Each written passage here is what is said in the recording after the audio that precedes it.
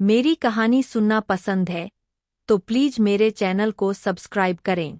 अनचाही शादी में मनचाही दूल्हा।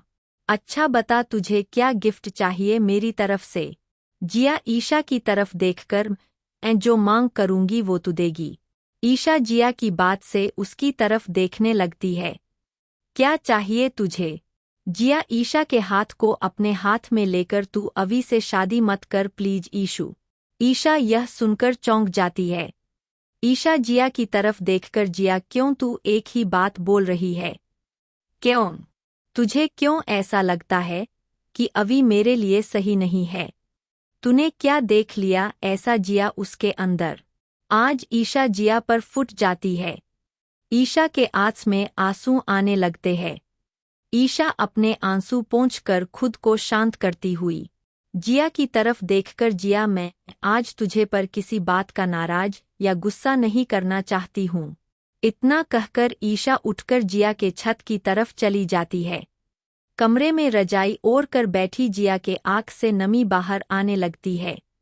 ईशा तू समझ क्यों नहीं रही है? मैंने उस दिन बहुत कुछ देखा था। तुझे कैसे समझाऊं और कैसे बताऊं तुझे मैं? तूने तो कसम खाकर रखी है मेरी कोई बात ना मानने की, पर अब मुझे तुझे कैसे समझाना है? जिया रजाई से निकलकर आईने के पास आती है। जिया का कमरा एकदम सिंपल था।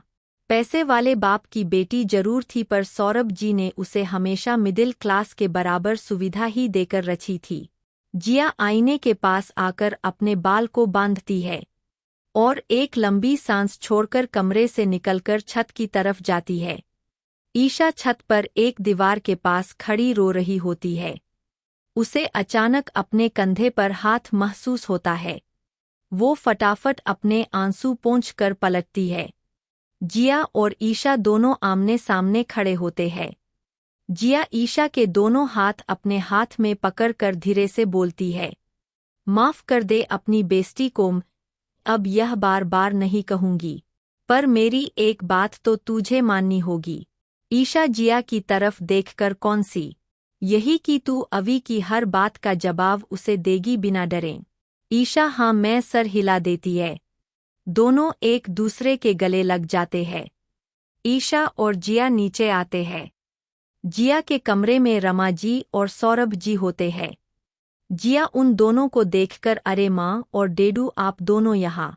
सौरभ जी मजाकिया लहजे में बेटा जी आपको तो अपने माँ और डेडू के लिए समय है, नहीं तो मैंने और रमा जी ने सोचा हम ही आ जाते हैं आपको विश करने। हैप्पी बर्थडे डेडू की राजकुमारी और बहुत सारा आशीर्वाद के साथ एक सरप्राइज गिफ्ट भी। जिया सौरभ जी के पैर छूकर आशीर्वाद लेती है, फिर उनसे गले लग जाती है। ईशा पास खड़ी मुस्कुरा रही होती है। सौरभ जी जिया को एक पेपर देते हैं, जिसे पढ़कर जिया उछल जाती है। ईशा जिया की तरफ देखकर जिया ऐसा क्या लिखा है इसमें जिसे देखकर तू इतनी उछल रही है? जिया ईशा के पास आकर ईशु मुझे भी तेरे वाले एनजीओ में काम मिल गया है और हम दोनों का काम पापा ने वहां पक्का करवा दिया है। यह सुनकर ईशा डर जाती है। कहीं सौरभ अकंग ने घर पर सबको बता तो नहीं दिया? सौरभ उसके डर को देख लेते हैं। ईशा के सर पर हाथ रखकर बेटा चिंता मत करो, मैंने अभी तक आलोक को यह नहीं बताया है। जब तक तू खुद नहीं बताएगी तब तक मैं किसी को यह बात नहीं बताऊंगा। ईशा मुस्करा जाती है। रमा जी आगे आकर अब तीनों बाप बेटी का लाड़ हो गया है तो माँ भी है। जिया रमा जी के पैर छूकर आशीर्वाद लेती है। खुश रहो जिया बेटा और अपने मम्मी पापा का नाम खूब ऊपर करो। फिर थोड़ा भावुक होकर मेरी राजकुमारी कब इतनी बड़ी हो गई पता ही नहीं चला। अगले भाग में कैसा लगा आज का भाग जरूर बताए और समीक्षा जरूर दे। धन्यवाद।